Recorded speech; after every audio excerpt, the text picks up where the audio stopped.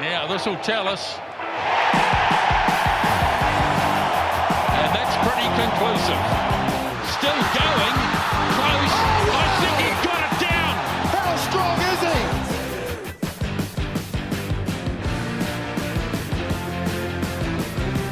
Hello everyone, thank you for joining us once again. We've got another week of the Pick and Go podcast ready to go, and man, I think this is probably the most action-packed podcast we've had for a while. There's footy on everywhere this weekend. One man who always very excited to chat about the upcoming code, and once again this week, Paul Moati. Paul, how are you? Very good, thank you. Looking forward to not only the All Black Test, but the start of the NPC competition. Yeah, no, it's a lot, very exciting times. Karl, how are you feeling? You pretty fired up too? Yeah, good to be back after a week or a couple of weeks off.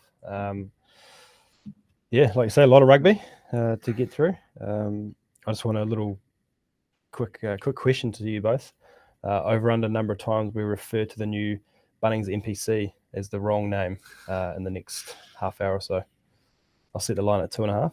Oh, over easily. That's me alone before, yeah. When you say wrong, what if you just say NPC? Is that wrong? No, that's correct. Okay. That's I think it's the other hardware companies are available situation that might get us into trouble, right? But before we get to that, obviously, I think, go straight into it, the main event, right? Eden Park, 7:05 Saturday evening. The Wallabies have been allowed to sneak into the country so we can get this year's Bledisloe Cup underway. Yeah. It's, I don't know, interesting times for Australian rugby, but yeah, bookies have made them, 20-point underdogs going in. You said that they were going to be about 24-point underdogs a few weeks back. How are you feeling ahead of the game? First of all, I guess the makeup of the team sort of fills me with a wee bit of confidence. Confidence? In regards to the All Blacks and their chances.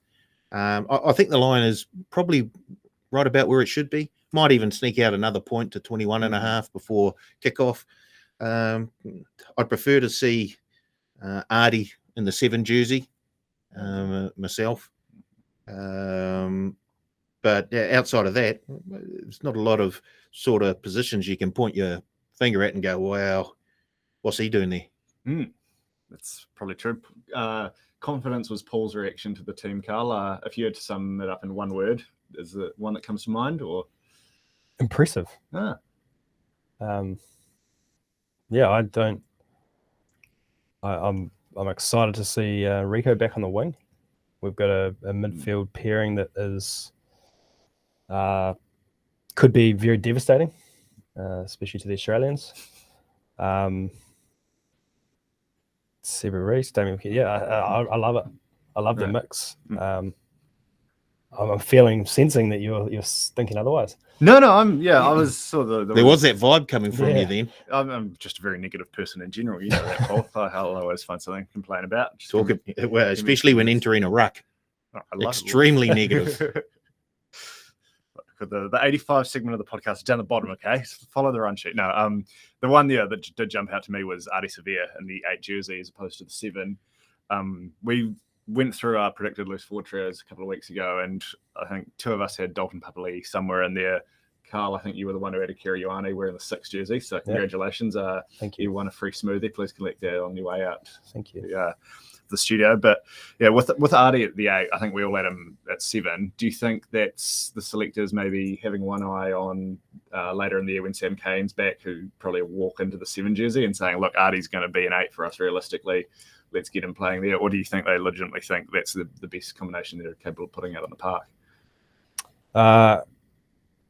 Bit of both, maybe. You have to have Artie playing and starting, whether that's 8, 7, 6, 12, whatever. He's got to be. I could do with 12. He's got to be on the park. Could have played for Wellington. So, I don't.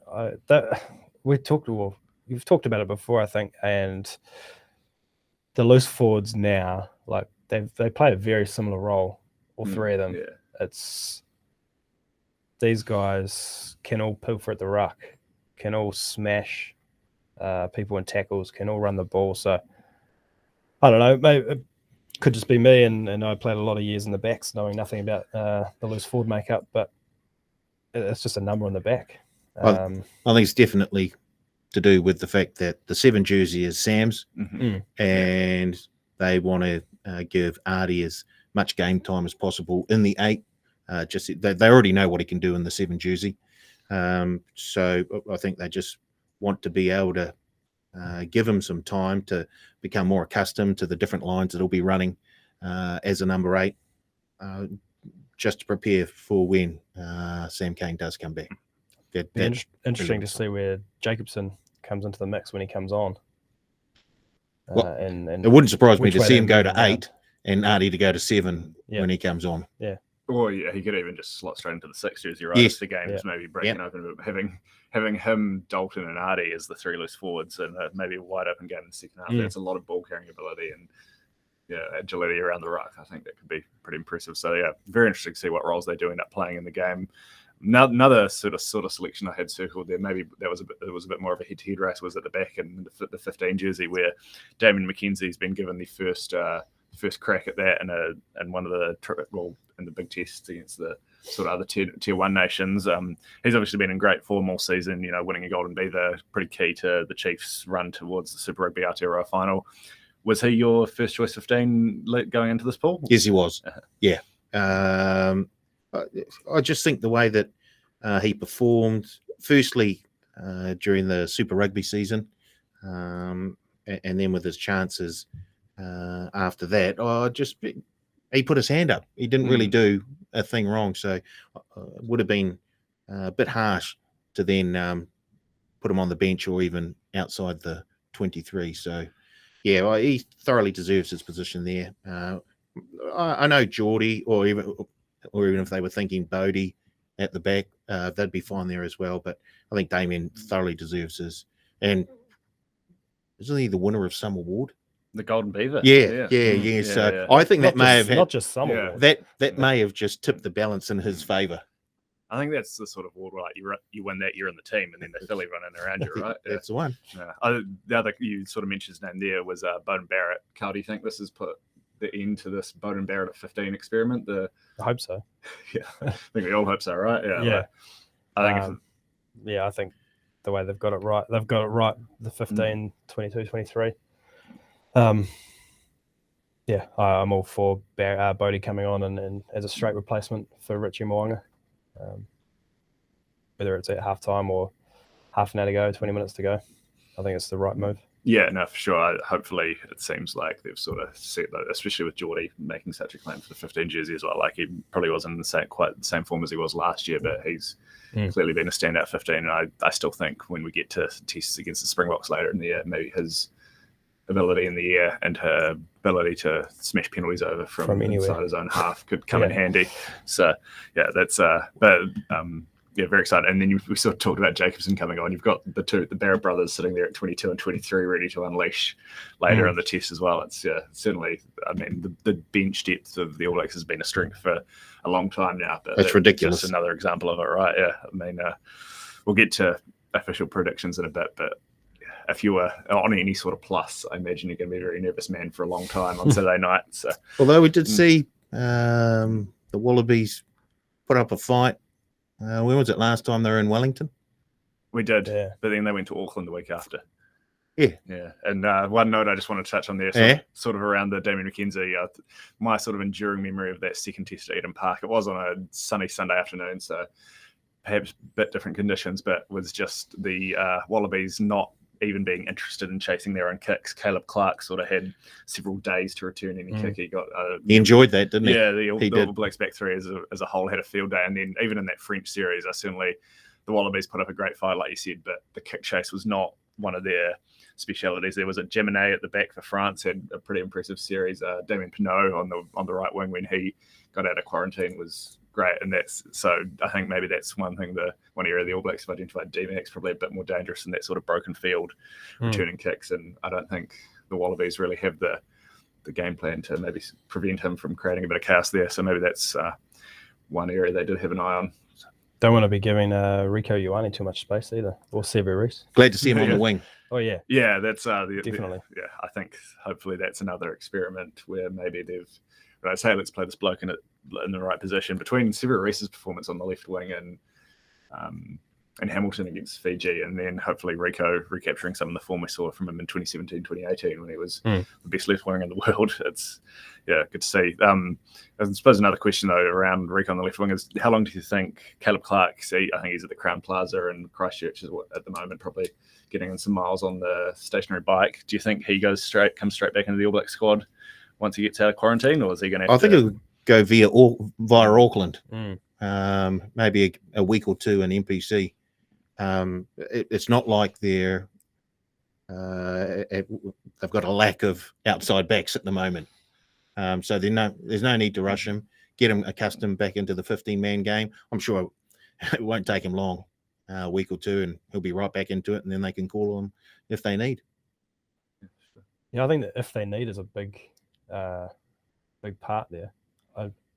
If everyone performs here, there's no required. No, at the moment. Like he was one of the better All Blacks last year. Yeah, right, yeah, though? So definitely hasn't played a lot of rugby though. Recently. Neither does Brodie Retallick, but he's straight back in there. Yeah, true. But Brodie's also played 83 tests. Yeah.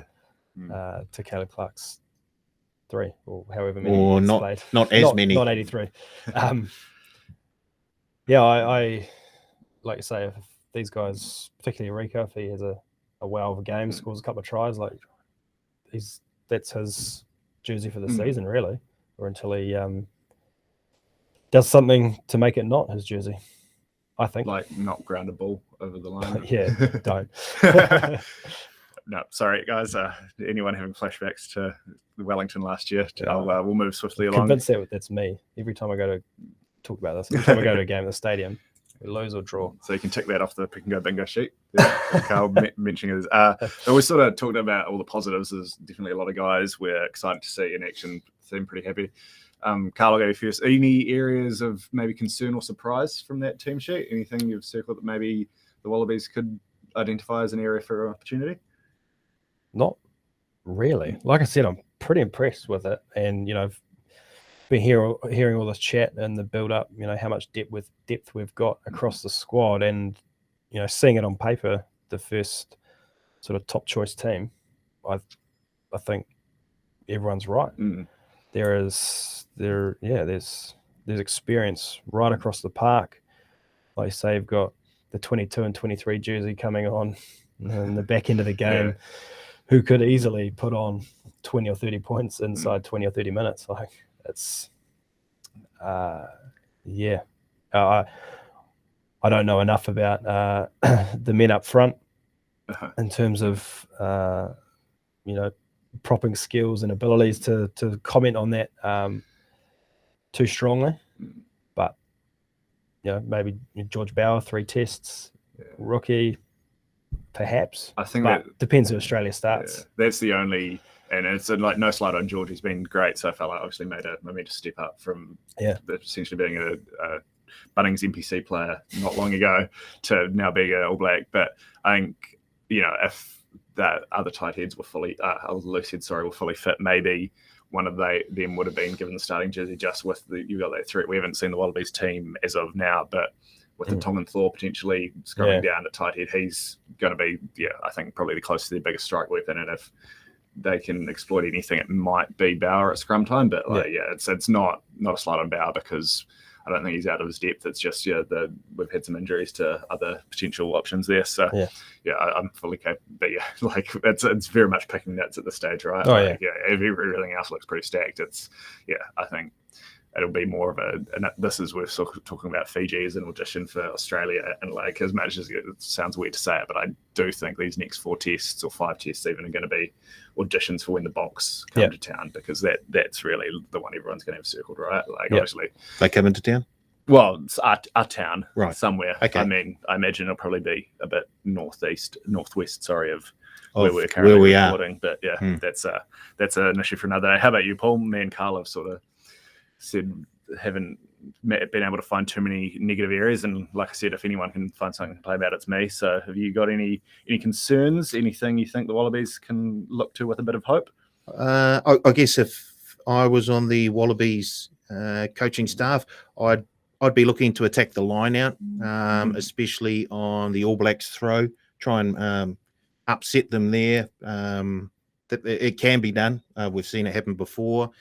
I look at Mackenzie and Reese. They're not the tallest guys in town, so I'd maybe try and sort of target them with some sort of kicks into the corner.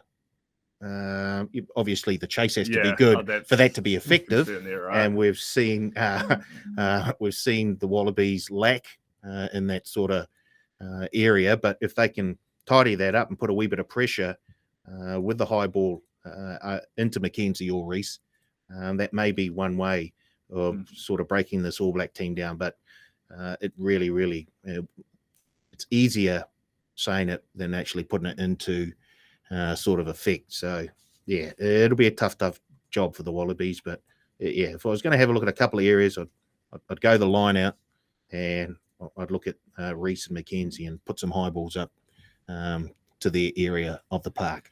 Ooh, dangerous game you're playing there. Well, yeah. As I say, execution is a whole nother thing. But, that's... If I was Dave Rennie, I think you don't want to turn this into a track meet, right? It needs to. I'd be watching some highlights from Cape Town Stadium the past 2 weeks and saying, 10-man box kicks. Look, it might not play to our strengths, but it certainly doesn't play to the All Blacks' strengths if we've just got a really tight defensive line flying up, hoping to keep the game tight. A lot of just kicks in behind the All Blacks, maybe turning them around a bit and just sort of mucking it up. Don't let them get their feet underneath them. Don't let them get into a flow. Like as impressive as Fiji were, the tests that Wallabies have played against France were probably more. They were certainly closer. They were more of a test match in the truer sense of it. So the Wallabies are probably, that's one area that I think that's the hope they've got to cling on to. How about you, Karl? Did you have any other ideas for our good friend Dave? I don't think it'll happen, but I think he's got to play or start Quaid. No way. In New Zealand, he ruffles feathers. He hasn't even played Super Rugby. Where has he been? France? Doesn't matter. No. Doesn't matter. Who else have they got? Mate, if I was watching the game, Dave would ask me to come down and put the 10 jersey on. There's no way he will put Quaid on the field. Why is he in the squad then? I think to upset us. Yeah, I honestly think it's a massive misdirection tactic. Yeah. Who are they going to play in the 10? Probably Loa Losio again. Yeah, right? true. Yeah, I'd rather have Reece Hodge at 10 because, at least with Reece Hodge, he's a safe pair of hands, and that's the game plan that you're going with. Whereas, if it's Quaid, you're going the other way. You're sort of you're trying to make it crazy and throw the ball around. And they've got nothing to lose. Put it that way. Everyone expects them to get pumped. Yeah, you put them on, they either come close or they win. Or they get pumped. You have just seen the start and end of Karl Tiley's coaching career right here. I don't pretend to be a coach at all. I just throwing it out there. I think if we're going to see Quaid, it'll be in the second test after some injuries. After we get pumped. After they get pumped. Yeah, after the first test goes not the way they were hoping, and it's really just a roll of the dice and a distraction tactic. Let's not talk about why we got lost by 30 points. But if you're going to roll the dice, why not do it in the first test? If you're doing it in the second test, you're one test down. You're already behind the 8 ball. The other thing for me is just we've been saying for the last year since the Wallabies hired Dave Rennie as coach, look, it's not going to be a quick rebuild. He's obviously got his eyes on France in 2023 and realizes he doesn't have the troops to keep pace for it. So that's why the Quaid Kip thing seems so strange to me. It's such a they won't even give him citizenship. Yeah, exactly. Why does he want to be? Yeah, I think Rennie probably does want to play him or is quite keen to play him. I think maybe he's getting pressure from above. Not to, so I don't think he'll play him this week. And if they get smashed, he'll go, look, I've got nowhere else to turn, and he'll turn up in the second test. If they don't get smashed, I don't see him turning up in the second test. Do you think he gets a bench spot? Well, not at all. Depends how many more Wallabies going in on the drink, I suppose. Oh wow! What's controversial about that? It's what happened. We all know. Yeah. And just talking about it, I think Korobedi's another massive out for the Wallabies in terms of just pure strike with him. His work rate for a winger in those France tests, obviously not the last one, but the two before solid that. 5 minutes. Yeah, he was playing like a winger / loose forward. He was doing carries from the base of the ruck. He was great tackle, by the way. Yeah, I mean, it was a textbook tackle. Yeah, I'm really hope the French number 8, who managed to play 74 more minutes of Test rugby, has recovered from the debilitating injuries he suffered. I hope his eye's okay. yeah. No, it was just such a strong hit. It got the complete other side of his head. Yeah, but yeah, I think that pretty much covered it, right? Like, it's going to take something crazy for the Wallabies to even be competitive here. Would you say? 100%. Yep. Yes. Yeah. So it's, I guess the only thing going for them is it's a Bledisloe Cup match, and you just saw in Wellington last year. We're probably having the same conversation, and they stepped up. Is the Eden Park factor a real Fortress thing, though? Eden. Probably. Probably, Like, yeah. like I've just got the numbers down here: 20 points, 36 points, 28 points, 27 points, 28 points, 31 points. Those are the last Yes. 6 tests. Yeah, Like, yeah, Have any of them yes. been the first test in a Yep. Bledisloe Cup a series? couple of them have, I believe. Yeah, it's First yeah, and second too? That's yeah. the second test is there. Yeah, that's the other thing, yeah. right? Like, now knowing they're going to have to win at least one of the 2 first tests, both at Eden Park. Like, none of the All Blacks in the current squad were born last time Australia won there. Yeah, Wow. that's yeah. For me, I think When did they last win there? That 86. was- Oh, I okay. wasn't born then Yeah. either. No, that was I. Oh, was that a really low-scoring test match? Was You tell Carter us- the you tell us, open Paul. side flanker? You Yeah, must have been there. I think I remember. I was thinking back to this. I think it was the 75 or 77 test where Cornelison scored 4 Yeah. tries. I think it might have been Missed that one too. Yeah, 8-3, something like that. Yeah. No, that's yeah. We'll get to betting in a moment, but it seems like we're all heading the same way there. But before we do hand over our best bets, it's Bunnings NPC. Hold on. Aaron Smith, Yeah, 100 Yeah, 100 tests. 100 Yeah. tests. I think we should mention it. Well, I mean, yeah, I'm all for it. I think we should do it. I mean, a An great Aaron Smith. Otago, man. Get out. Thank you. Thank you. Are you talking to me or about, Well, talking about me or? Great. who does he play for these days? He's a 1 or 2 player. Who does he play for? Well, the All Blacks. Yeah. The Otago Highlanders. That's huge, though. 100 No, let's tests. call them the Otago Highlanders anymore. I don't Call believe. them Oh what? yeah, it's That's it's huge. amazing. I mean, he said there have been some very, very good halfbacks in New Zealand rugby over that span of his 100 tests. He's the greatest ever of our halfbacks, surely. Wow. Yeah, I think I was thinking about this the other day, and you're getting to the stage where he becomes an automatic selection in the greatest All Black team, right? When you go through it, as we've touched on, you've got a probably wider depth of knowledge in this area. But No, not at all. Does I don't know. Like, there's obviously greats from the likes of Sid Going is probably Pride in Northland, yeah. Yeah. So, yeah, I don't know, but for me, I'm certainly quite biased in this area. But I think he's got to be considered the greatest 9 to ever wear the black jersey now. My memory only goes as far back as Trapper Loveridge. Bishop and Marshall, and then from then on, kind of thing. But Oh my goodness. yeah, Wow. Laidlaw maybe would be another. I think that was probably the other David 3. Kirk. Yeah, that's true. World Cup winning. But he wasn't even the first choice halfback before he was only because of injury. The wasn't Baby Blacks. he? Yeah. No, but yeah, we'll shout out to Aaron, of course. Well done, Aaron. Sure. I think if there was maybe some other issues around him that hadn't happened, he'd be sort of much more highly rated, just sort of overshadows things. But for sure, he's just one of the greats. And He's come through that though. yeah, You know. yeah. Oh, absolutely. he's very well respected. He's a great man. Deserves it. And hopefully we get to see him in green and white a couple more times before he. Oh, Highlanders chasing new jerseys, aren't they? Well, they do have those green jerseys. They do. We don't. Actually. They might as well. They did, it was an honour to Mano too for all they've given the For all of franchise. all of the players have taken from there. I'm not quite sure that's what it was, Patrick, but let's move on. That's what my sources tell me, at least. Yeah, let's move on. Bunnings NPC. Unless Paul wants to stop me in my tracks again. I'm very excited to talk about this. It's always a great time of year. Might not be seeing the All Blacks run out for their provinces as we used to, but We are. Well, some of them, yeah. Yeah. We'll get to that in a second. But just as someone who does come from one of the smaller provinces, it's always a great time for rugby. You get just weekends full of footy and everything's going on. You've sort of touched on it there. You did make a prediction last week that we'd see a couple of All Blacks donning the black and yellow of Wellington. You must be pretty excited. You'll be in the front row at Sky Stadium, on Saturday afternoon at 2:05, no doubt. I'm working From the game. I'm fair dinkum working on Saturday. Wouldn't be the first time a member of this podcast to work from the yellow Unbelievable. seats, I don't lie. I'm looking forward to it though. Oh yeah, I mean, it's almost a shame, not really, but then they're not playing maybe a stronger opposition. So you would have Northland, the Taniwha have given Wellington problems over the last sort of decade. There've been times when Wellington have been very heavily favoured and they got a bit of a fright from the Taniwha. So I wouldn't write them off, but the addition of TJ and Asafo, wow. Yeah, I guess we'll have to wait and see what jerseys they're wearing in particular, whether they've got single-digit numbers or double-digit numbers on their back. But yeah, Well, I think the front row's like Give them both doubles, both. yeah.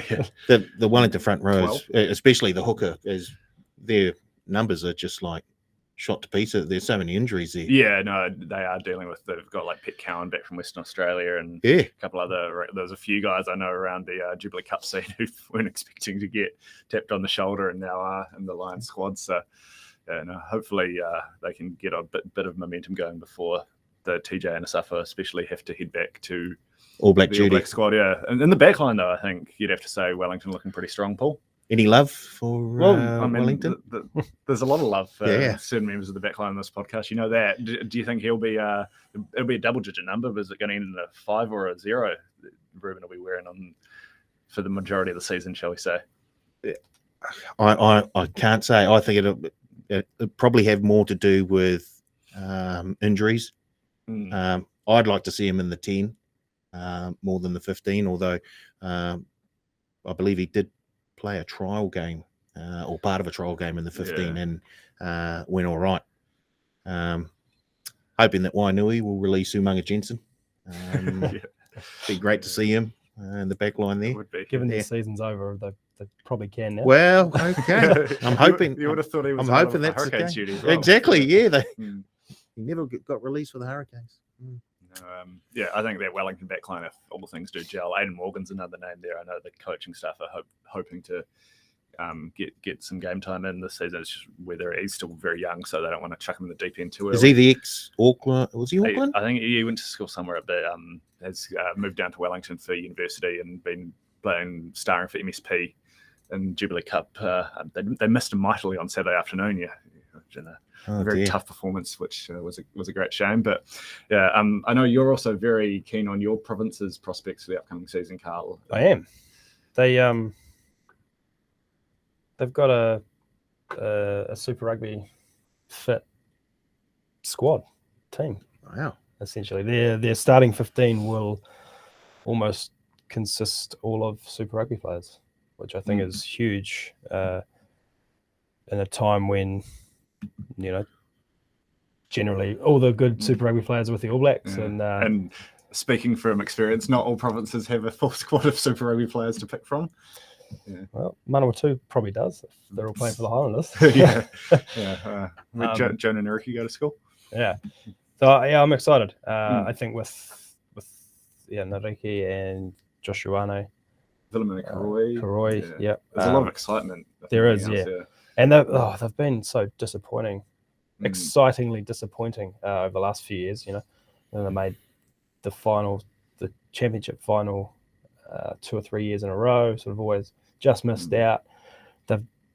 Ever since they dropped down, they've been so close to getting back, and they just can't do it. But you did win the Renfrew Shield last season. So, Did. Where is it now? It's in the Hawke's Bay. Yeah. Have had a bit of success over the last few years, just haven't been able to get over that line. Or because I got to admit, like last week when we sort of ran through the futures odds, I looked at Otago and saw they were second favourites after North Harbour in the championship, and I sort of had that thought where I was like, yeah, no, they've always got that strong squad, but just something hasn't clicked for them. So that's why I immediately gravitated to the team below them in the market. Taranaki is my I sort of thought, yep, look, they've always got these really exciting players, but maybe it's up front, maybe it's just a game plan thing. Yeah. Maybe guys like Ioane and Karoi can't quite, take on the leadership roles they need to without some of the more senior Highlanders. Yeah, maybe a man we just spent 10 minutes eulogising just before. So, yeah, I don't know what it is, but certainly the potential there. And if things do click, they could walk to that championship title, right? We have taken money on. They're now equal favourites with North Harbour in that championship market. We're taking money on Otago and also on Taranaki as well, who are now on the third line of meeting. Any money 450. coming in from 1 or 2 in that market? Not a lot. Oh, no. okay, yeah. No, I haven't had my it's all bets yours. yet. It's all yours, yeah, Bev. yeah. They're all out there. They're out there at 21s at the Go moment. for So Yeah. Well, it's free. jump on before they move. Free Yeah. entry to the Boneyard tomorrow night, so maybe all the punters could chuck their money behind them at the TAB instead of paying for tickets. Is that right? Free entry. Yeah. No, it's going to be a huge crowd, but you sort of would touch on Otago, the leading chances there. Are you still keen on the same teams in the championship as mentioned last week, or any? I still like Taranaki. Yeah. Yeah. Mm. I thought they were value. So obviously, North Harbour and Otago do have a couple of very good squads there. I just thought Taranaki was slightly overpriced, and I thought they were worth a go. So, yeah, it wouldn't surprise me to see any one of those top 3 win the championship. I'd be pretty surprised to see Harbour win, but that's just me. I kind of think the other 2 teams have a much higher ceiling, and I'd be surprised if one of the 2 don't fire. I think Harbour are relying on other teams. Yeah. I thought of the top 3, they were underpriced, and Otago and Taranaki were overpriced slightly. Yeah, that's probably where I'd come down on it. But yeah, a lot of rugby to be played before we decide those. Starting with round 1, which kicks off tomorrow night at the Boneyard, like I've suggested. But I think Boneyard. The big event obviously is the last game of the round, 4:30 Sunday afternoon, Eden Park. Two leading premiership contenders, Auckland and Canterbury, facing off. Sounds like we're not going to get to see your old mate Roger Tuivasa-Sheck in blue and white just yet, but Auckland's next week still going to have a pretty imposing backline. I think they're 3.5-point favourites last time I checked. You got to lean on this game, Karl? You got to go with. Sorry, I'm just looking at the squads here. Right. Let me pull the odds up. Sorry, yeah, $1.60. You got to go with the home team. Right. Got her 3.5 points still. Yeah, I kind of think Canterbury might. they had a very underwhelming start last year, didn't they, Canterbury? Yeah, well, they were still underwhelming in the season. relegation spots. And Yeah. it was just They were one loss away, weren't they? Yeah, Yeah. could've, if they'd lost to Auckland in the last round, they could have gone down. So Auckland, your big chance. I was looking at the Canterbury squad though, and it could be a very good pack again. Like you've got a lot of sort of those good Super Rugby level players, guys like Red Princep. I think Tom Christie's been ruled out for the season with injury, but they've still got, even in the front row, I'd like Tamati Williams is a really exciting prospect. He could be one of those guys. I talk about it every year, but the guys who aren't quite All Blacks yet, but All Blacks in waiting, who really take that step up amongst lower competition. So yeah, I kind of think Canterbury might be a bit of value for the first couple of weeks, and especially getting 3.5-point start. Auckland have lost a couple of. There's a whole thing around the coaches there and not getting on with players like TJ Fana. He's not in the squad, which is a big loss for them. He was really, I think he held their backline together last year. I'm still not, a Harry Plummer believer. Zahn Sullivan, obviously, I'm a massive believer in his work though, so he should be in for another huge season. Where's your Solomon Qatar is back as well. Is that what side does that push you towards? The overs. Yeah, as always. Well, the boy Can score. He can score a leak, try. Yeah, oh yeah, Can score a try. Can leak a try. Yeah. I just hope he doesn't show up at Mount Smart Stadium. Or the Boneyard. I'd wait for totals on this game and I'd take the over. Yeah, no, it should be hopefully good weather in Auckland Sunday. Arvo, flat track, afternoon footy, two pretty exciting backlines. Yeah. Wasaki Naholo. Yeah. How are you going to feel seeing him in red and black? Yeah, not great. Yeah. If I'm honest. Especially when they start the Naholo chant. Oh, that would be a real sort of arrow to the heart of Highlanders fans. Surely that's copyrighted by the Highlanders. Yeah, I think so. Should be. It should be. You can't use it. Should be. Yeah. Anyway, what other games? We got Super Pool, something out. Taranaki, Hawke's Bay. Glad you mentioned that. Oh, good. Yeah. It would have been great if it was in Hawke's Bay and a Shield challenge to kick off the first round. That'd be absolutely sensational. I rate Taranaki, and I think they're going to be really, really.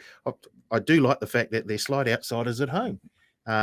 Sure, Hawke's Bay played really, really well last year. They've got the Ranfurly Shield, and I think that might just put a wee bit more pressure on them, and they'll keep their eyes on all of their home games and make sure they're at the peak of their games, peak of their sort of performance levels for those games, and they may just, even if it's just subconsciously, just take the foot off the pedal when they're playing away.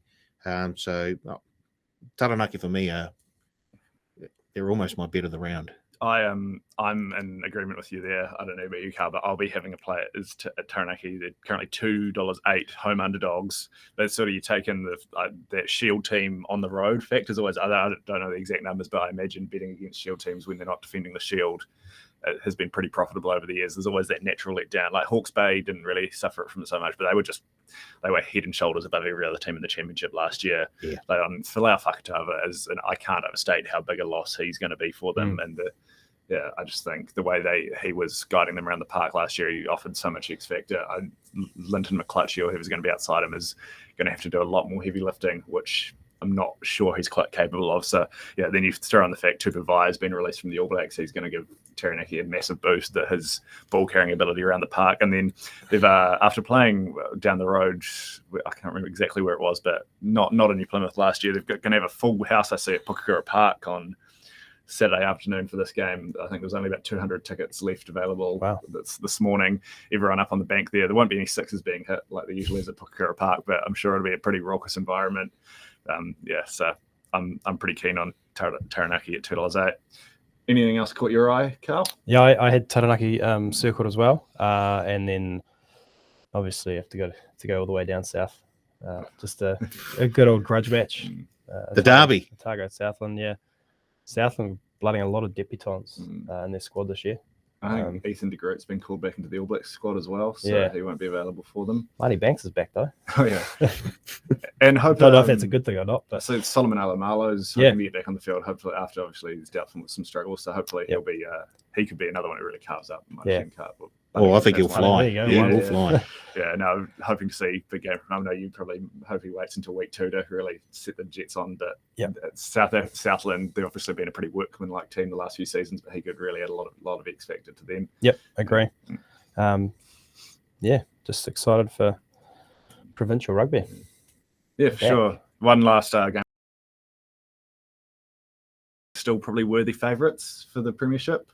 Yeah, they've obviously just got so much talent. The recruiting job they've done there. They're going to have Christie and Hunt in the halves, two really good, solid margin, and then the pack still just dripping with talent. I'll tell you what, the bot plus the points at home. Okay, that's interesting because I'm very much the other way there. I just think Tasman too good. Yeah, but this does bring me on. We've got a new promotion running for all Bunnings NPC games this weekend, and Paul, could you tell the punters what the story is there? Do we? It's hot off the press. Well, I think you broke the news yesterday. Well, I did. Yeah. But I don't think I've got the tick on the actual paper yet. But no, we will be. We'll be running a NPC bonus back on all week 1 games. So place anytime. Place a winning team in margin bet. And if your team wins, but wins by the other margin, so say you take Manawatu to win by 12 and under, and Manawatu win by 13 and over, you'll get your stake back up to $30 as a bonus bet. Have a winning team and margin bet on any or all of the week 1 games, and if your team wins but wins by the other margin, we'll give you your stake back up to $30 as a bonus bet. Make sure you place your bets before the match starts as well. Yeah, very nice. Sure, yeah, and I was just thinking of that promotion because I think Tasman 13 Plus could be a nice little bet here with the bonus back insurance there. I'd be pretty surprised to see Bay of Plenty trip. Now, I'm obviously think Bay of Plenty could do good things this season, but the loss of Clayton McMillan is not ideal for them. Tasman are pretty machine-like. Be surprised if they lose that one, so I'll be having a little nudge at Tasman 13 Plus. Check the Punters Lounge out for all the T's and C's. Is it up on the Punters Lounge yet? Oh, thank goodness. Now we've got all the margins. It's official. All the prices. Yeah. And that's just the standard winning team and margin market. Just to be, that's right. The 12 and under and the 13 and over. That market there. Not 10 point or 5 point or anything like that. No. Don't get crazy, people. No. Do we need to talk about Springboks Lions? Oh, well, we've got a decider, Yeah. which is the We got the what we good wanted. thing. We Yep. got what we wanted. So did Yako Johan. Maybe they should be thinking of maybe. I don't know, but the Springboks, they did play very, very well. They played a lot better than they did in the first test. They changed their game plan ever so slightly, and I don't know if the sort of video evidence on digital media had anything to do with it, but I thought the game was ref very evenly. Well, interestingly, you say that. I just noted down here the Lions conceded 15 penalties in the second test as opposed to only 8 in the first. I don't like, causation, correlation. They're you can never be quite sure, but it is an interesting little fact given what Rassi and his good mate Yako got up to in the week between tests. The power of digital media. Yeah. Was there anything that caught your eye from the second test, Karl, that you think we can hang on to in terms of looking at bets for the third test? Or the South Africans, weren't afraid to throw it around, which we said they would need to do to get the game. Their 2 tries coming off kicks. They played a more exciting brand of footy, which I think will hold them in good stead heading into this weekend. Yeah. I really liked how they made much better use of that sort of short kicking game. They were putting a few balls in behind the Lions' defensive line, which had caused them problems in the first test, which really held them up. And they were then able to get on the front foot in the second half when they really controlled. Controlling territory is so key in this series because it's going to come down to penalties kicked, and they were in the right position for when they did win those penalties to turn them into 3 points instead of turning them into a line out or anything. But I saw after the game Warren Gatland was saying, the Springboks put too much mental pressure into that test. They've worn themselves out. That's what we wanted. He's playing mind games now. He compared it to England when they beat the All Blacks in the World Cup semi-final. They played their final a week early, sort of thing. Yeah, right. It was obviously a pretty spiteful test. There was several fracas. Ben O'Keefe was talking to the captains every 2 or 3 minutes. He was kept busy. Yeah. I like him as a ref. Yeah, I'm a big fan of his work as well. I actually really rate Nick Berry too. I think they're both referees who don't referee like they're staring at a rule book all game. They have a good feel. And to give O'Keefe credit, that was a situation that could have really spilled out of hand in the hands of the wrong referee, and he did.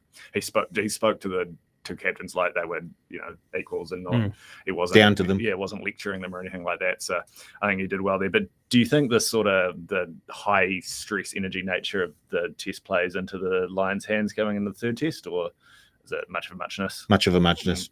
No, I don't read anything into that. That's that's Gatland just trying to play his little games. Gatland things. Yeah, I think if anything, it could help the Springboks. Right, I think they've probably got a bit more to play for here. Like obviously, the situation in South Africa is not great in a lot of ways. We saw some of Rassi Erasmus's pre-game speeches in the World Cup knockouts. Obviously, are on YouTube now, and they're legendary. Like he's a man who can get a team fired up. I think, if we see it devolve a bit more in the third test, that'll only help the Springboks. They've probably got a few more of those personalities. I think, E.B. Netzebeths and the like, who certainly don't mind mixing it up, shall we say. So, and they'll want to finish strong too, heading into the rugby championship as well. Yeah, like they've played a lot less rugby than the the season's just starting, right? Yeah, so 2 tests and the South Africa A game underneath a lot of those guys' belts. They're back to full match fitness, where the Lions they're all coming off a big club season, 2 really sort of condensed club seasons into one in Europe, and everything's been pushed together. So, I sort of think it'll be. It'll only favour South Africa. Obviously, huge concern for them with Peter Steph du Toit and Faf de Klerk out, though, for the third test. Du Toit on the receiving end of an interesting little challenge from Van der Merwe there. But, I think that's maybe if the one area you were looking for some positives for the Lions would be a couple of Du Toit. It's just so great. He's everywhere. He's like having 2 guys on the field. But you'd be pleased to see Bundy Aki getting a start in the midfield for the Lions, Karl?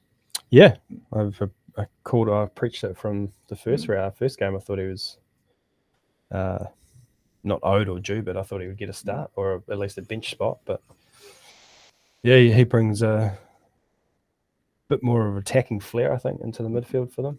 Something which they obviously need. They need to win this. So I think Gatland's going old school. He's going. We just got to run over them, right? Yeah. He's realised that the Big man on big man. Yeah, pretty much. Yeah. Archie versus Dealende should be a great battle again. They've played club rugby against each other in Ireland and obviously had plenty of battles in Super Rugby over the years. So looking forward to that one. Odds are pretty even again. I think South Africa are about 2.5 point, maybe even 3.5 point favourites. $1.66 head to head. What side are you leaning, Paul? The Boks. Yeah. I'll stay with them. Really impressed with how they turned things around the second test. I just think they continue on that roll. Yeah, I tend to think as well that the Detroit injury is the only thing that's not like pulling me back from being all in Springboks. So I just sort of think we saw when push comes to shove, it might not be a 20-point victory again, but they do have more in their locker. They've got the ability to use that incredibly talented yet massively underused backline to their advantage. And yeah, I'm still not. I just don't think the Lions have enough variation to shut it down. And the packs that it's a massive pack. They'll be able to. Yeah. How about you, Karl? Where are you leaning? Yeah, I'm with the Boks too. Yep. Don't mind the 1 to 12 this week. I don't know if it'll be just a blowout as it was last week, but I think they'll be too big, too fast, and get it done. Yeah, no, I think we're all on the same page there. So I'm just going to go rapid fire now because we are very quickly running out of time. Just Crikey. Get I know you've got important places to be, Paul, I do. as always. Yeah. So Wellington on a plate. give us your best bet then. Stop. Taranaki, head to head. Taranaki head to head. All right. Karl, what's yours? I've changed mine. I had South Africa -3.5, but I'm going to go All Blacks minus Right. 20.5. 20.5. Yeah. Wow. Yeah. That's what I've got down here too. I was tossing up between those two, but All Blacks -20. To the 20-point win last year's the smallest in the last 6 Eden Park. Yeah. Wallabies missing a couple of key players. That if you're even if it's a 10-point game, 20 minutes to play, and a couple of Barretts get chucked on, you're feeling pretty good about the minus still. So that's my best bet. Got a bit of value for us, Karl? Otago 11 to 20 at 375. Okay. Surely you've known that was coming. Paul? Of course, that won't qualify for the NPC bonus bank because that's not in the correct winning team and margin book. Correct. However, my value bet, Bay of Plenty to win by 1 to 12 against Tasman, does qualify for the NPC bonus bank. And if Bay of Plenty were to win by 13 and over, I'd get me money back. I don't think you have to worry about Bay of Plenty. Whoa. 13+, mate. Go the Bob. You're better off going the other way, aren't you? No. Home dogs. Love home dogs. Plenty We might have to negotiate a curry bet around this game. Anyway, I'm my value bet will also qualify for the Bunnings NPC bonus bet because I'm going Taranaki 1 to 12. I don't think Hawke's Bay are getting blown out, but I like the Naki to get a close one at home to start the season. What about a multi-anchor, Paul? Wellington, $1.10. Of course. Karl? All Blacks, half full-time double, $1.22. Tasman Mako. Defending champs. Too good. That's me. This is a bit of a tougher one. We don't have all the teams named for every game this week, but have you got a try score bet anywhere? Rico Ioane. Asafo Omua. Yeah, I thought that might be good. We're going to do a separate show, which is just the hooker try scorers. Hooker try scorers for the season. Yeah, I'd be very surprised to see Asafo Omua not down. But I'm going Jason Emery. The man's back in green and white against Counties on Friday night. He's in the Boneyard. Yeah, at the Boneyard. He's a co-captain. He'll be fired up. Jason Emery is dotting down. One last promo. I'll throw this to Karl to explain to the punters. It's a fairly familiar one. I feel like I've thrown you off guard there, but it's we can't really talk too much about it because the same game multis aren't up for the Bledisloe Cup test as. But once they are, I think this is a great same game multi game. Once the same game multi is up for the All Black test, just place a 4+ leg same game multi on the All Blacks Australia test this Saturday, and you'll get a refund up to $50 as a bonus bet if you lose by 1 leg. That is pretty simple. Yeah, very nice. Have you got your eyes on any same game multis, or who might you be throwing in yours?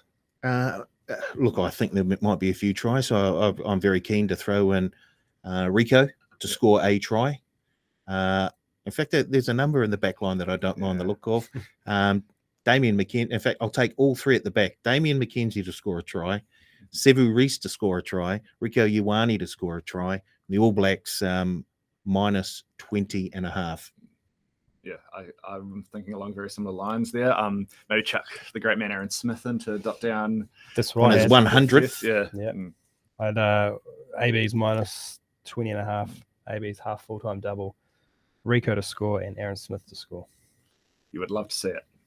I would love to see it. Should be I'm very excited for this test now. I'm very excited for all the footy on the weekend. But before then, you two have got places to be and people to see. So I'm going to bid you all farewell. We'll be back again next week to recap all the action and have another action-packed weekend of footy coming up. So enjoy the footy this weekend, punters, and we'll talk to you next week. Cheers.